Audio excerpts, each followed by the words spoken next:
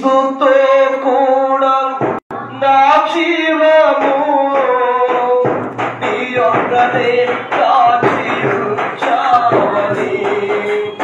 నీ కలుగా నాకెవరు ఉన్నారని నీ కలుగా నాకెవరు ఉన్నారని నీ సాక్షిగా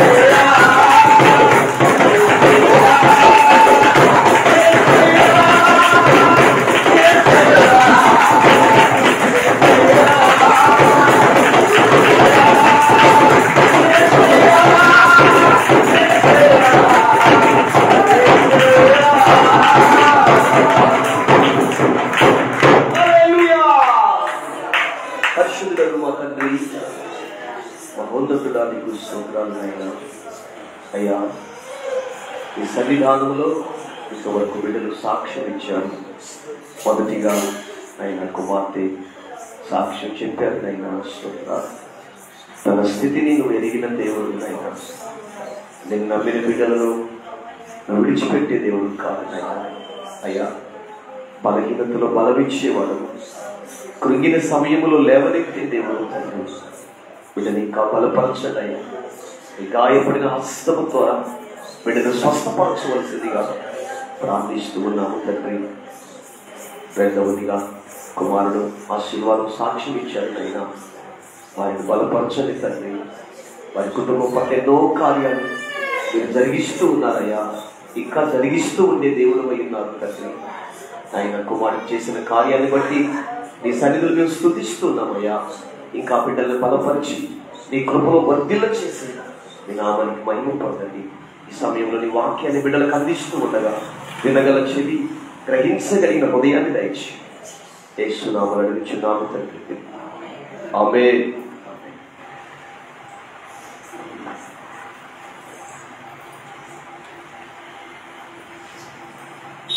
మంచిది దేవుడున్నారా? గడిచిన పునరుత్థాన దినం నుంచి ఈ పునరుత్థాన దినం వరకు దేవుడు తన సజీవమైన రెక్కల క్రింద మనందరినీ కాచి కాపాడి రీతిగా ఆయన నామాన్ని స్తుతించే సమయాన్ని, తరుణాన్ని ప్రభువు మనకు ప్రసాదించాడు. అందును బట్టి అందరం ఒకసారి చేతులు ఎత్తి స్తోత్రం చేస్తాం. స్తోత్ర స్తోత్ర స్తోత్ర స్తోత్ర స్తోత్ర స్తోత్ర స్తోత్ర స్తోత్ర. Praise the lord. హల్లెలూయా. దేవుని వాక్యాన్ని మనం విందాము. పరిశుద్ధ గ్రంథంలో నుండి ఒక లేఖన భాగాన్ని సందర్భంగా మనం చదువుతాము. ఆదికాండము 4వ అధ్యాయము 25, 26 వాక్యాలు ఈ సందర్భంగా మనం చదువుదాం.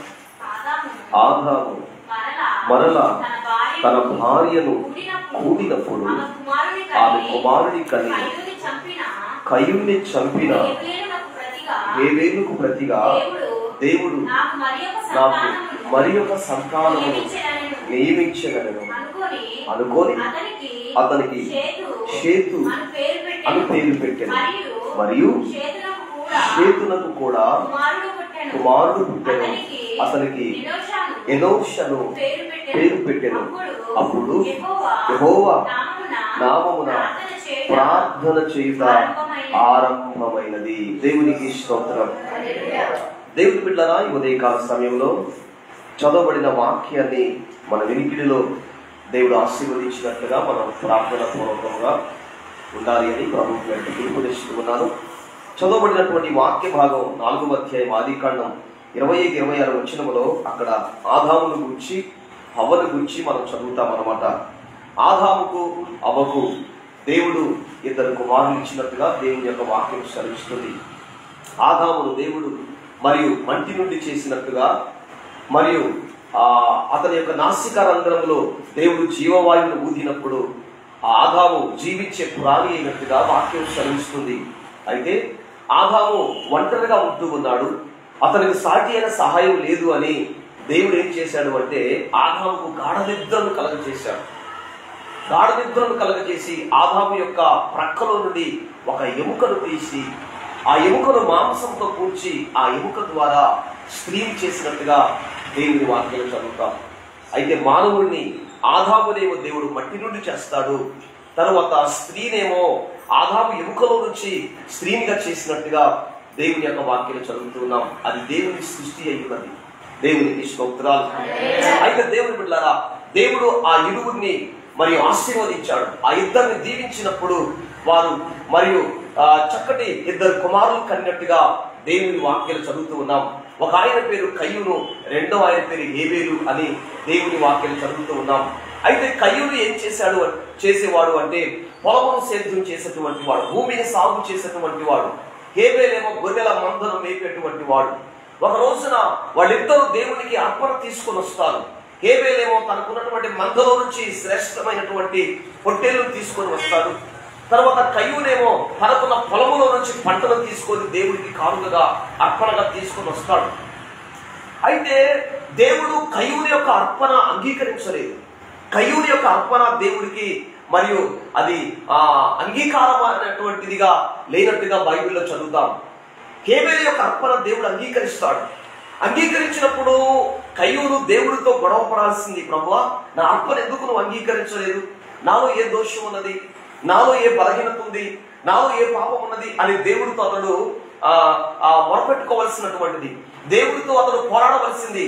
కానీ దేవుడితో అతడు పోరాడకుండా తన తమ్ముడి మీద పడి తన తమ్ముడిని హత్య చేసినట్టుగా, తన తమ్ముడిని చంపినట్టుగా దేవుని వాక్యం చదువుతూ ఉన్నాం. చూసారా? అయితే వాక్యం ఏమి సెలవిస్తుంది అంటే ఆ హేబేలు మీద పడి చంపిన తర్వాత హేబేలు యొక్క రక్తము భూమిలో నుంచి మొరపెడుతూ ఉండాలి.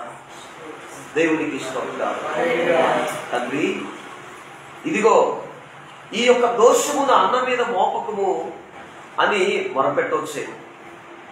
అయితే దేవుడు ఆ రక్తం యొక్క స్వరాన్ని విని, కయ్యూనా నీ తమ్ముడైన హేబేలు ఎక్కడా అని ప్రభు అడుగుతూ ఉన్నాడు. అడిగిన తర్వాత ఇతడు తన యొక్క తప్పుని ఒప్పుకోవలసినటువంటిది, కానీ తన తప్పుని కప్పిపుచ్చుకుంటూ ఉన్నాడు. ప్రభువా, నా తమ్ముడికి కావలివాడనా, నా తమ్ముడు ఏమైపోయి నాకేం తెలుసు అని దేవుడికి సమాధానం ఇస్తూ ఉన్నాడు. దేవుడికి సమాధానం ఇచ్చి దాటిపోయేటువంటి ఆలోచన చేస్తూ ఉన్నాడు. కానీ అంత సందర్భంలో దేవుడు అంటున్నాడు కదా, ఇదిగో నీ తమ్ముడి యొక్క రక్తము నాకు మొరపెడుతూ ఉంది, భూమిలో నుంచి ఆ రక్తము నన్ను స్మరిస్తూ ఉంది అని దేవుడు చెప్తాడనమాట కయ్యూనుతో. అలాంటి సందర్భంలో ఇదిగో నీ తమ్ముడిని చంపినందుకై నీవు దేశదిమ్మనమైపోతావు అని మరియు కయ్యూని మరియు శపించినట్టుగా దేవుని వాక్యం చదువుతూ ఉన్నాం. దేవునికి స్తోత్రాలు. అయితే దేవుని బిడ్డలారా, ఆ సందర్భంలో కయ్యూను దేశదిమ్మనై వెళ్ళిపోయాడు, హేబేలేమో చంపబడ్డాడు. ఇప్పుడు ఆ కుటుంబంలో ఎవరు కూడా లేనటువంటి పరిస్థితి. ఆదాము అవ్వలకు 2 కొడుకులు జన్మించారు, కానీ ఒక కొడుకు చంపబడ్డాడు, ఒక కొడుకు దేశదిమ్మరైపోయాడు. అలాంటి పరిస్థితిలో మరలా దేవుడి సన్నిధిలో ప్రార్థన చేశారు, ప్రభువా ఎందుకు మా కుటుంబంలో ఇలాంటి పరిస్థితి సంభవించింది, ఎందుకు మా కుటుంబంలో ఇలాంటి హత్య జరిగింది, ఎందుకు ఇలాంటి పరిస్థితి నా కుటుంబంలో మరణం అనేది జరిగింది అని ప్రభు దగ్గర వాళ్ళు ప్రార్థించి ఉండవచ్చేమో. అయితే దయగలిగినటువంటి దేవుడు, కరుణ కలిగినటువంటి దేవుడు మరలా వారిద్దరిని కనికరించి ప్రేమించి షేతు అనేటువంటి 3వ కుమారుని మరియు ఆదాము అవ్వలకు ఇచ్చినట్టుగా దేవుని వాక్యం చదువుతూ ఉన్నాం. దేవునికి స్తోత్రాలు. షేతు అనేటువంటి పేరుకు అర్థం ఏమిటంటే నియమింపబడినటువంటి వాడు. షేతు మంచి యథార్థవంతుడు, షేతు నీతిమంతుడైనటువంటి వాడు, షేతు గొప్ప వ్యక్తి అయినటువంటి వాడు, మంచి స్వభావం కలిగినటువంటి వాడు. అయితే ఆ యొక్క షేతుని ఆదాము వాళ్ళకి ఇచ్చిన తర్వాత వారు నెమ్మది పొందారు. ఒక కొడుకు దేశదిమ్మరైపోయాడు, ఒక కొడుకు చంపబడ్డాడు. అయితే ఈ కొడుకు ద్వారా మేము నెమ్మది పొందవచ్చు అని ప్రభు యొక్క సన్నిధానంలో వారి యొక్క మనస్సుల్ని దేవుడికి అప్పగించినట్టుగా ప్రభు సన్నిధిలో మనం చూడగలుగుతాం. ఆ సందర్భంలో షేతుని కూడా దేవుడు ఆశీర్వదించాడు.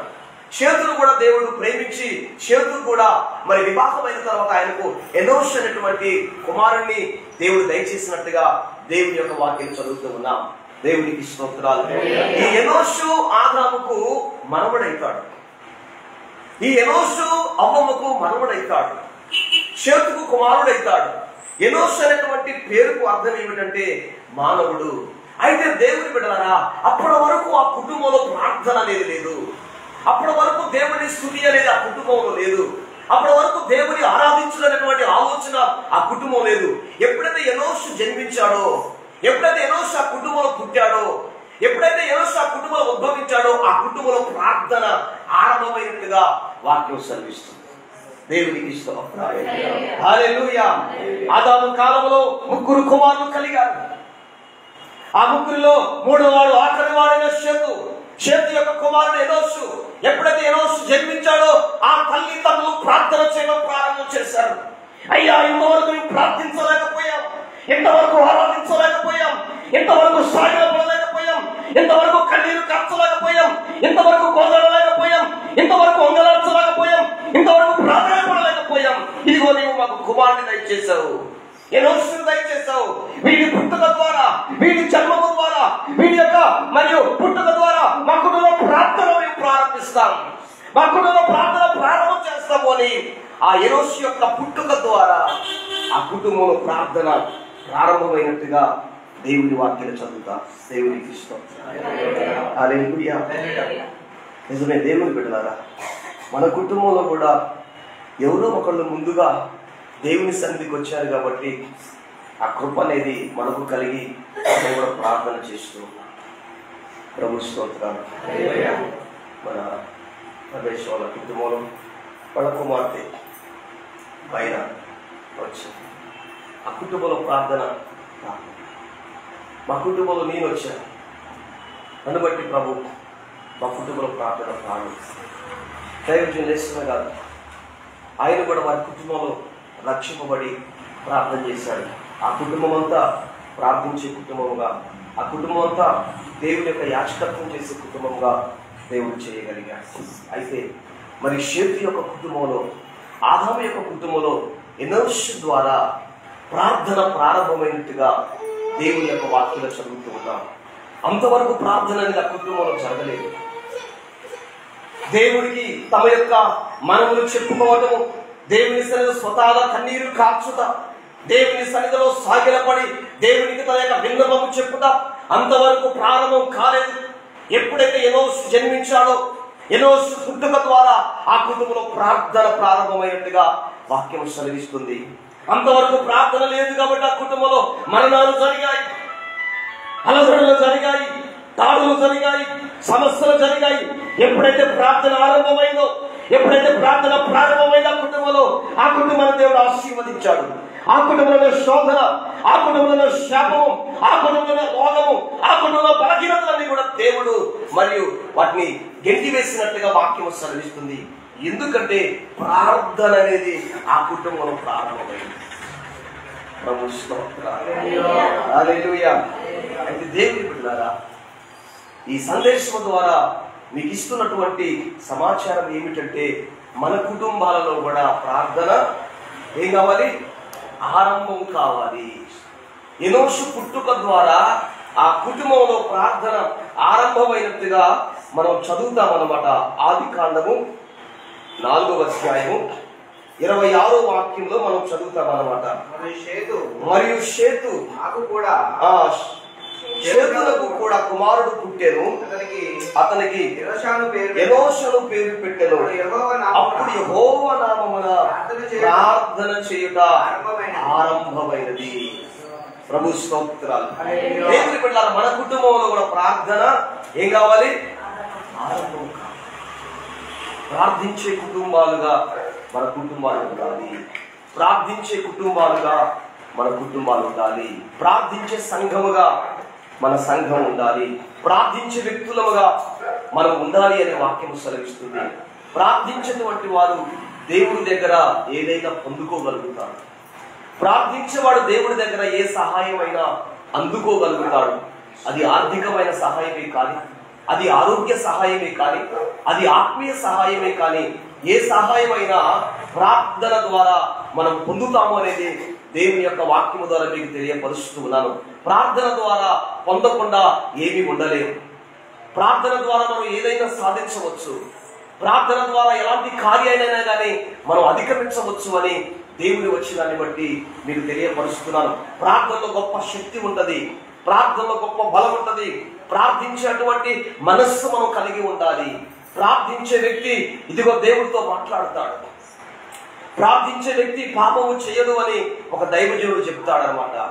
పాపము చేసే వ్యక్తి ప్రార్థన చేయడు అని ఒక దైవజనుడు చెప్తూ ఉన్నాడు. అంటే ప్రార్థన అనేది మనిషిని పవిత్రపరుస్తూ ఉంది. ప్రార్థన అనేది ఒక మనిషికి నిష్ఠ కలిగిస్తుంది.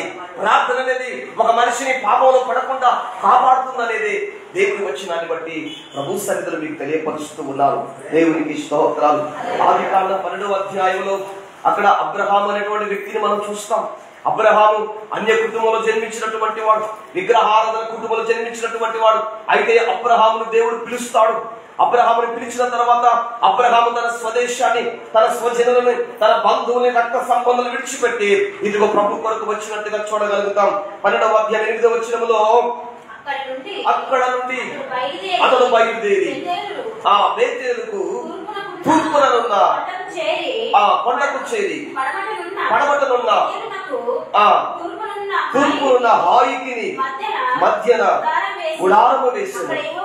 అక్కడ యెహోవాకు బలిపీఠము కట్టి యెహోవా నామమున ప్రార్థన చేశాను. దేవునికి స్తోత్రం. అబ్రహాము జీవితంలో కూడా బలిపీఠాలు కట్టడం ప్రారంభం చేశాడు.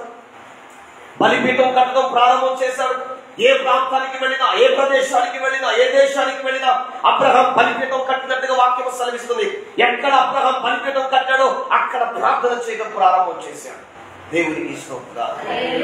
అబ్రహాము ప్రార్థన పరుడు కాబట్టి దేవుడు అబ్రహాముని ఆశీర్వదించాడు. అబ్రహాముకు ఉన్నటువంటి విరోధులందరినీ కూడా దేవుడు చెల్లాచెదరు చేశాడు. అబ్రహాముకు ఉన్నటువంటి ప్రతి సమస్యను కూడా దేవుడు దూరం చేశాడు. దానికి గల కారణం ఏంటంటే అబ్రహాం ప్రతి స్థలమందు బలిపీఠం కట్టాడు. బలిపీఠం కట్టి అక్కడ ప్రార్థన చేయడం ప్రారంభం చేశాడు. నిజమే దేవుడు ద్వారా దేవుని యొక్క సన్నిధిలో, ప్రభు యొక్క సన్నిధిలో మన ప్రార్థన ఏ విధంగా ఉంటుంది? ఒక ఆదివారం నాడు చేసే ప్రార్థనగా ఉంటుందా? నెలకొక్కసారి చేసే ప్రార్థనగా ఉంటుందా, సంవత్సరానికి ఒక్కసారి చేసే ప్రార్థనగా ఉంటుందా? ఒక్కసారి మనం పరిశీలన చేసుకోవాలి. ప్రతిరోజు మనం ప్రార్థించాలి, ప్రతి దినం మనం ప్రార్థించాలి. ప్రతిరోజు కూడా మన యొక్క ప్రార్థన ద్వారా మన బలిపీఠాన్ని కట్టుకోవాలి, ప్రార్థన ద్వారా మన జీవితాన్ని కట్టుకోవాలి. ప్రార్థన ద్వారా ఇదిగో దేవుడి దగ్గర ఏదైనా మనం పొందవచ్చు అనేటువంటి విషయాన్ని మీకు మరలా జ్ఞాపకం చేస్తూ ఉన్నాను. అయితే ఎనోషు కాలంలో ఆ కుటుంబంలో ప్రార్థన ప్రారంభించబడింది కాబట్టి, ఆ కుటుంబంలో ప్రార్థన ఆరంభమైంది కాబట్టి ఆ కుటుంబం స్వేచ్ఛగా ఉండగలిగింది, ఆ కుటుంబం పచ్చగా ఉండగలిగింది, ఆ కుటుంబం వర్తిల్లగలిగినట్టుగా ఉన్నట్టుగా చూడగలుగుతున్నాం. ఏ కుటుంబంలో ప్రార్థన శక్తి ఉండదో, ఏ కుటుంబంలో ప్రార్థన ఉండదో, ఏ కుటుంబంలో ప్రార్థన లేకుండా ఉండదో, ఆ కుటుంబంలో సాతానుడు పురులు విప్పి ఆడుతూ ఉంటాడు. ఆ కుటుంబంలో గొడవలు, పంచాయతీలు, పోటీతత్వము, వైరము, విరోధము, వ్యతిరేకత, దరిద్రము, శాపము అనేది ఆ కుటుంబంలో పొంచి ఉంటుంది. కనుక మన కుటుంబంలో ప్రారంభం కావాల్సింది ఏమిటి అంటే ప్రార్థన. దేవునికి స్తోత్రాలు. మన కుటుంబంలో ఆరంభం కావాల్సింది ఏమిటి?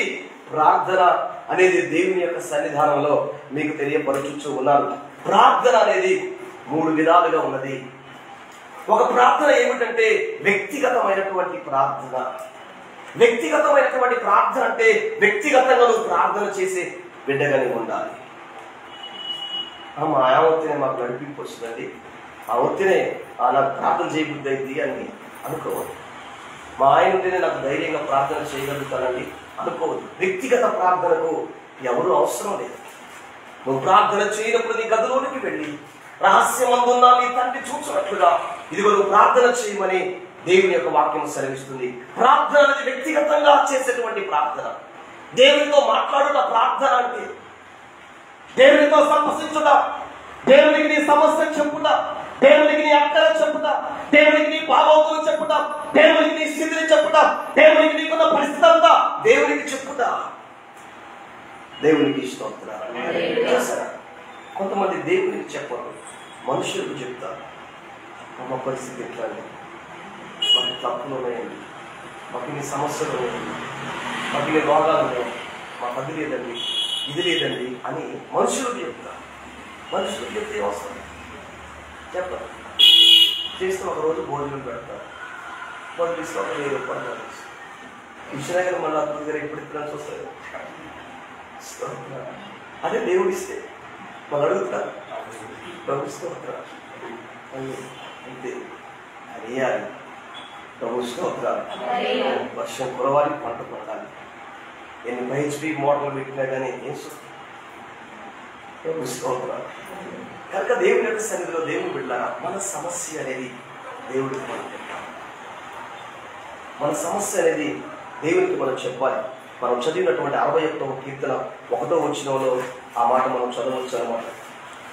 61:1, 69:13 ఆ మాటలు మనం చదువుతామన్నమాట. చూసారా, అక్కడ దావీదు దేవుని యొక్క సన్నిధిలో ఒంటరిగా ప్రార్థించినట్టుగా చదవగలుగుతాం. దానియేలు గ్రంథం 6వ అధ్యాయం 10వ వచనంలో అక్కడ దానియేలు కూడా ఒంటరిగా ప్రార్థన చేయడము చేసినట్టుగా దేవుని వాక్యంలో మనం చదువుతూ ఉన్నాం. అతడు యెరూషలేము వైపు కిటికీలు తెరిచి 3 మోకాళ్ళుని ప్రార్థన చేస్తూ ఉన్నాడు దానియేలు. అది వ్యక్తిగతమైనటువంటి ప్రార్థన. దేవునికి స్తోత్రాలు. వ్యక్తిగతంగా ప్రార్థన చేసుకోవాలి.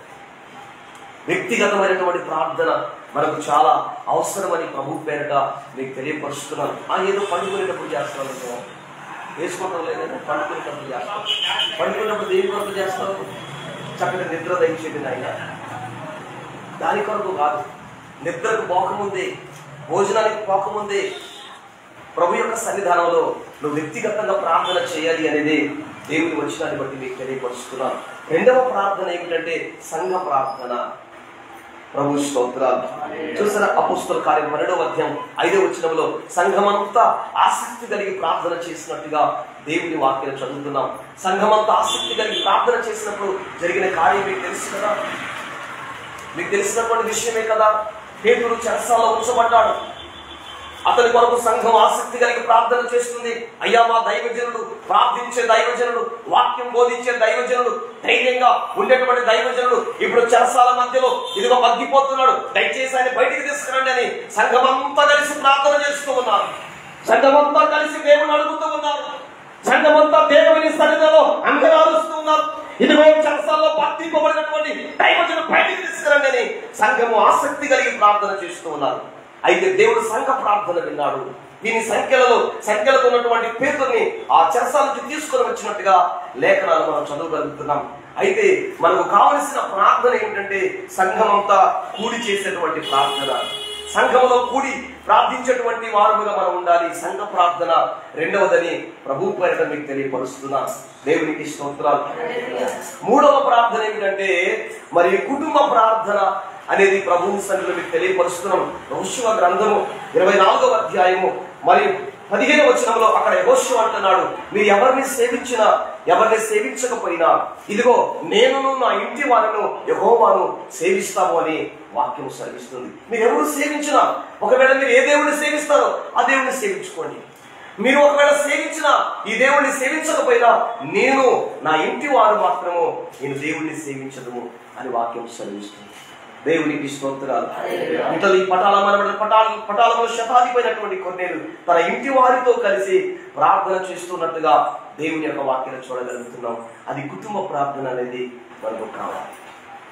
కుటుంబంగా ప్రతిరోజు మనం కూర్చొని ఒక వాక్యాన్ని చదివి ఒక 2 పాటలు పాడుకొని ప్రభు సన్నిధిలో సమయం ఉంటే అందరూ ప్రార్థన చేయడానికి, కొద్దిగా ప్రార్థన చేయడానికి సమయం లేకపోతే ఎవరైనా ఒకళ్ళు మరియు ఆసక్తి కలిగినటువంటి వారు ప్రార్థన చేసినప్పుడు ఆ కుటుంబానికి ఎంత దీవెన ఉంటుంది, ఆ కుటుంబం ఎంత ఆశీర్వదించబడుతుంది.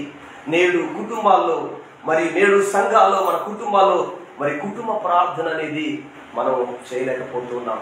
చక్కగా పనికి వెళ్తూ ఉన్నాం, డబ్బులు వస్తూ ఉన్నాయి, ఆహారం వండుకుంటున్నాం, చక్కగా తినేసి పండుకుంటున్నాం, మళ్ళీ ఏదో లేచినప్పుడు చిన్న ప్రార్థన చేసుకుంటున్నాం, మరలా మనం పనికి వెళ్తున్నాం. కానీ కుటుంబముగా ఒక వాక్యాన్ని చదివి ఒక 2 పాటలు పాడుకొని ప్రభు సన్నిధిలో, ప్రభు ఈ దినమంతా మీరు మాకు సహాయం చేశారయ్యా, ఆరోగ్యం ఇచ్చారయ్యా, మీరు ఇచ్చిన ఆరోగ్యం చేత కష్టపడి మేము పనిచేసామయ్యా, ఇదిగో తల్లి నువ్వు ఇచ్చిన ఆరోగ్యం కొరకు నీకు స్తోత్రాలయ్యా అని వాక్యాన్ని చదువుకొని పాటలు పాడుకొని చిన్న ప్రార్థన చేసుకుంటే ఎంత దీవెన ఉంటుంది ఆ కుటుంబానికి. దేవునికి స్తోత్రాలు. కనుక దేవుని బిడ్డలారా, ఎనోషు పుట్టినప్పుడు ఆ కుటుంబంలో ప్రార్థన ఆరంభమైనది. అప్పటి వరకు ప్రార్థన లేదు. ఆదాము కాలం వరకు, షేతు కాలం వరకు ప్రార్థన అనేది లేదు. ప్రార్థన లేదు కాబట్టి కుటుంబంలో హత్యలు జరిగాయి. ప్రార్థన లేదు కాబట్టి కుటుంబంలో అలజడులు జరిగాయి. ప్రార్థన లేదు కాబట్టి కుటుంబంలో గొడవలు జరిగాయి. ప్రార్థన లేదు కాబట్టి కుటుంబంలో వ్యతిరేకత మొదలైంది. ప్రార్థన లేదు కాబట్టి పాపం అనేది లేచి ఉంటూ ఉంది. ఎప్పుడైతే ప్రార్థన అనేది మన కుటుంబంలో ఉంటుందో ఇదిగో మన జీవితంలో జయాన్ని చూడగలుగుతాం. దేవునికి స్తోత్రాలు. విజయాన్ని పొందగలుగుతాం అని మన ప్రభు యొక్క సన్నిధిలో ప్రార్థించేటువంటి బిడ్డగా చేయకండి.